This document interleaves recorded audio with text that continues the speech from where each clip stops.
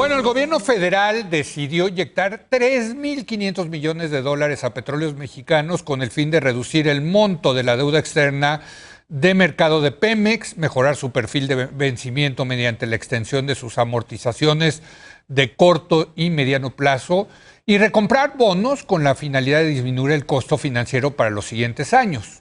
Para hablar de este tema, saludo a Jorge Andrés Castañeda, él es analista económico y bueno, un avesado en este tema del sector energético.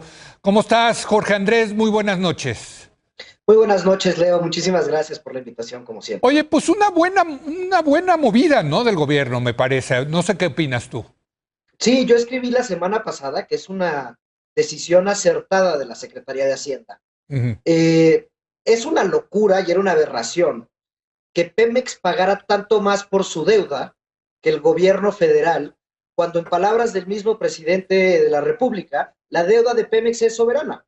Entonces, teníamos una situación que, digamos, como le decía yo, era el sueño de cualquier inversionista o banquero, en el que ellos compraban papel de Pemex con riesgo de México, cobraban intereses como comprando el riesgo de un papel basura por la calificación que tiene Pemex, pero tenía el respaldo, no solo implícito, sino ya explícito del presidente, de que si Pemex no podía pagar, lo pagaría el gobierno mexicano. Entonces pagaban alrededor de 300 puntos base adicionales. O sea, 3% más para que la gente nos Sí, entienda, ¿no? O sea, si 3% el más, sí. bono mexicano pagaba 6%, el de Pemex pagaba 9%.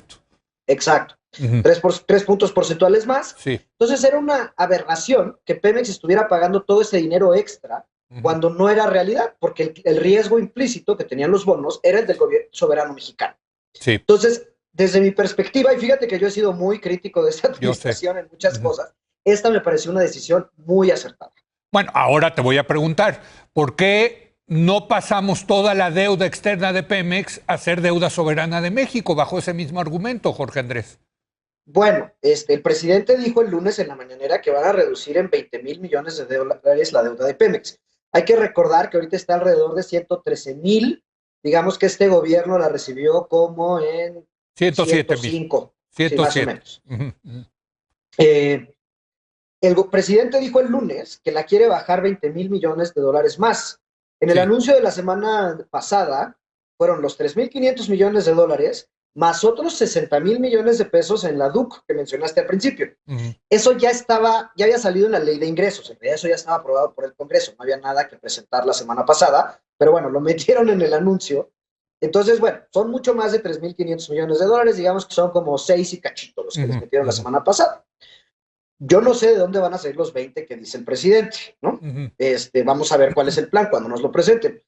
Pero no sería descabellado pensar en una cifra de esas proporciones y que en efecto se endeude México como gobierno para pagar esta deuda de Pemex, porque en Sí, los requerimientos financieros del sector público ya está la deuda de sí, sí Pemex. está ahí El descontado. BID, el Fondo Monetario Internacional, el BID, el Banco Mundial, cuando nos miden nuestra razón de deuda externa contra PIB, ya está la deuda de Pemex. Sí. Entonces, no es totalmente irracional reemplazar esa deuda de Pemex por deuda soberana.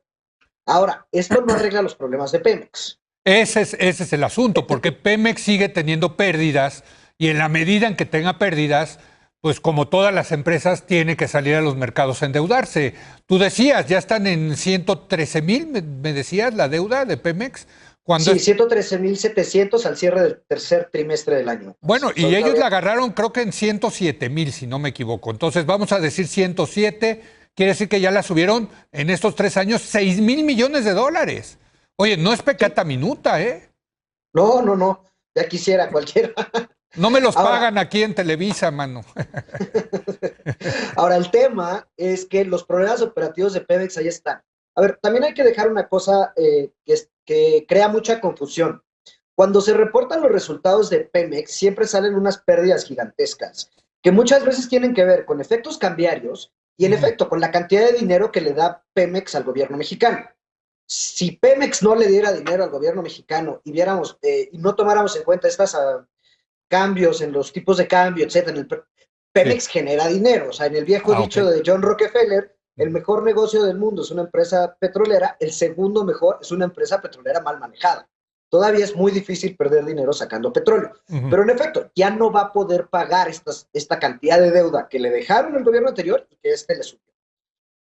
Pero siguen los problemas operativos gravísimos. La producción sigue cayendo. Es que ese es el punto, Jorge Andrés, porque cuando tú dices que está mal administrada y es un negocio, sí, en el negocio de exploración y explotación de crudo, de petróleo, en todos los demás negocios que está metido Pemex, incluyendo la refinación, es un desastre. Eso sí, ni bien administrado puede generarte buenos márgenes, ¿no? Particularmente en refinación es un barril sin fondo donde aventamos cada vez más dinero y ese es el principal problema.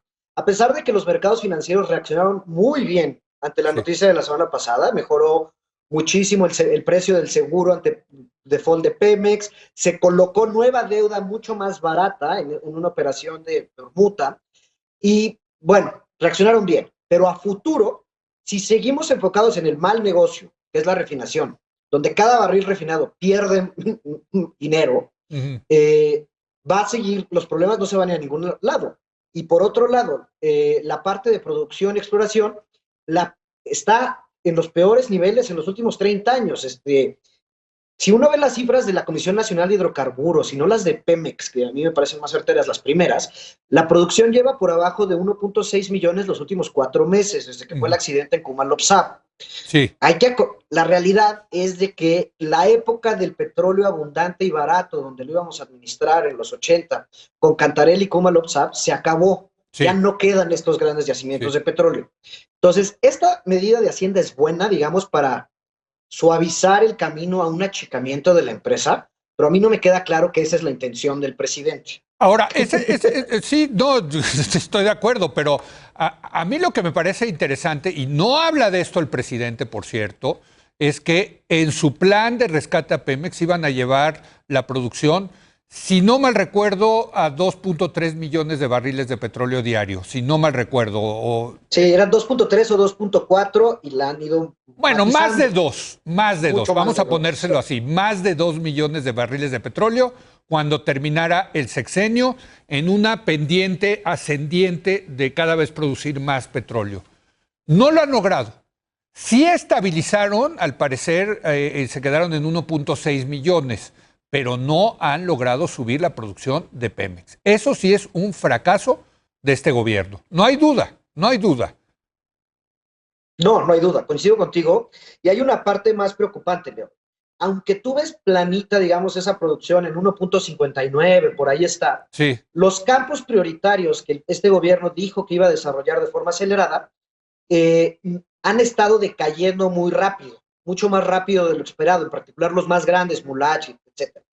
Y Kumalopsab, que es el principal activo de México, que produce alrededor del 40% del petróleo que generamos todos los días, va en un declive aceleradísimo. Ha caído como 20% en lo que va de esta administración.